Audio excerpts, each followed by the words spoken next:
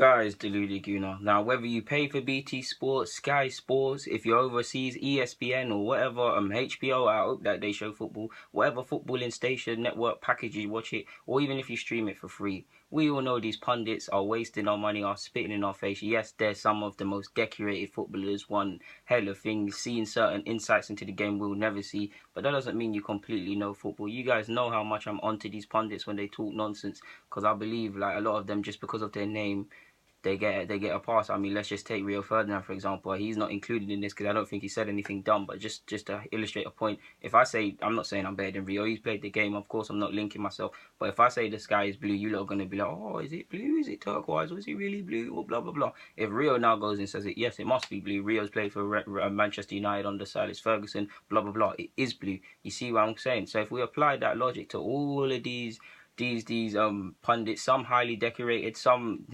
Robbie Savage who we've won as much as him.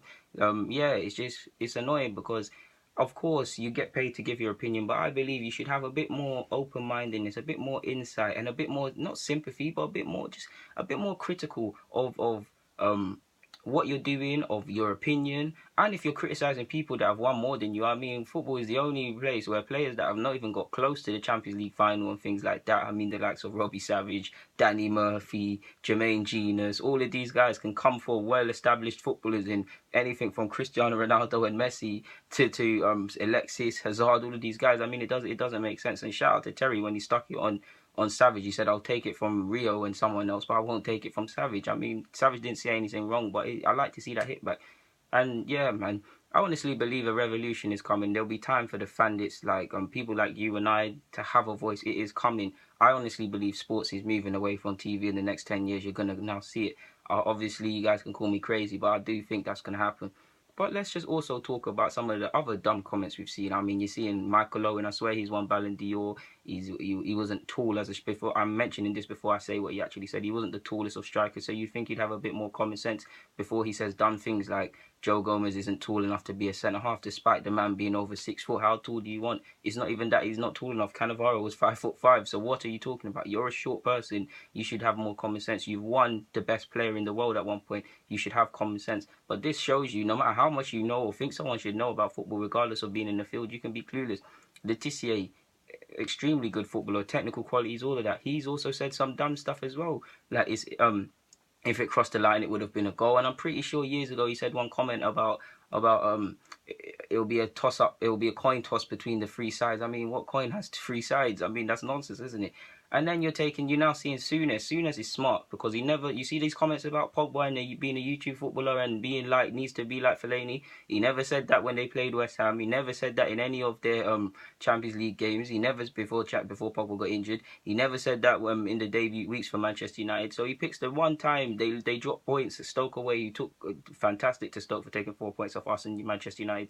He picks then to now say Pogba, he doesn't know what Pogba brings and he doesn't piss this and that and the other. And some of that stuff might be fair, but it just feels like it's agendas. It is agendas. It's not trying to provide people with a legit thinking point or angle. It is agendas, because why weren't you saying that then? Come on now. It's nonsense. Like, it just doesn't make sense. You've got Gareth Crooks constantly saying dumb stuff as well. Whether it's like James Morrison should be in the England squad, I don't need to explain to you why that's stupid. And these numerous silly teams of the week, he just cannot say. Gareth Crooks, you wouldn't think he would eat, or I hope they say his name. You wouldn't think this guy played for Spurs, Manchester United, all of these clubs that constantly come out with dumb stuff. These people don't think. Gary Neville, I think Gary Neville's one of the most knowledgeable, and he says a lot. And this is what his comment wasn't that stupid, because I get what he means. He said Ederson has his defence to blame for the thing that happened with Mane.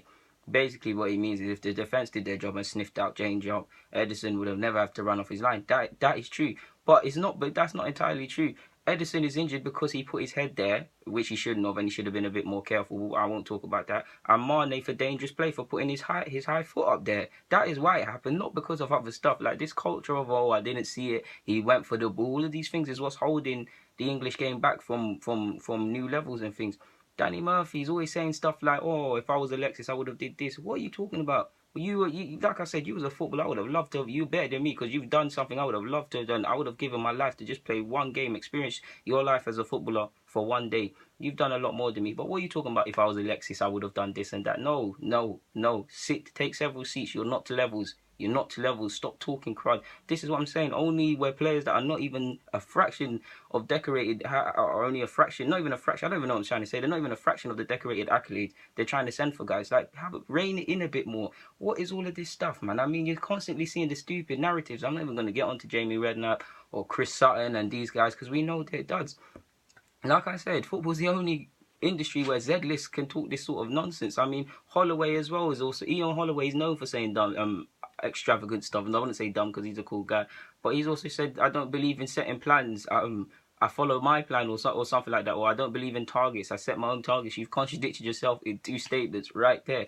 Like, I don't think they think before they make comments. Like, you guys, like I said, you've known I'm very vocal on these pundits because I believe, and we as fandits or as people that like football and as a fan's point of view, we have just as good a voice. I don't care how many games these lot played. I don't care how many things they've won. If they've won Champions League or they've won nothing.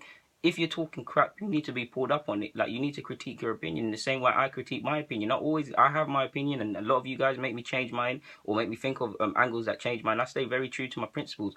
But if someone says something and I'm like, oh, he makes sense, let me actually review. That's it. But that goes back to my point. People don't care. People only care about being right and being the first to know about this football and the first to say this. Football is about discussion, alternative ways of thinking. There's no rights and wrongs in football, and that's the only way you learn. And that goes out for certain YouTubers and these pundits. Like, it's all self-indulged, self-interest, and a lot of them are fickle. And they're scared. Why do you think they don't want to work with people? That's more towards the YouTubers, because they're scared their fan bases will go. But yeah, guys, that was slightly off topic. Delulu Kuno, I'm signing out. Just thought I'd make a quick little video about these pundits. I've got to keep it up. I'm signing out.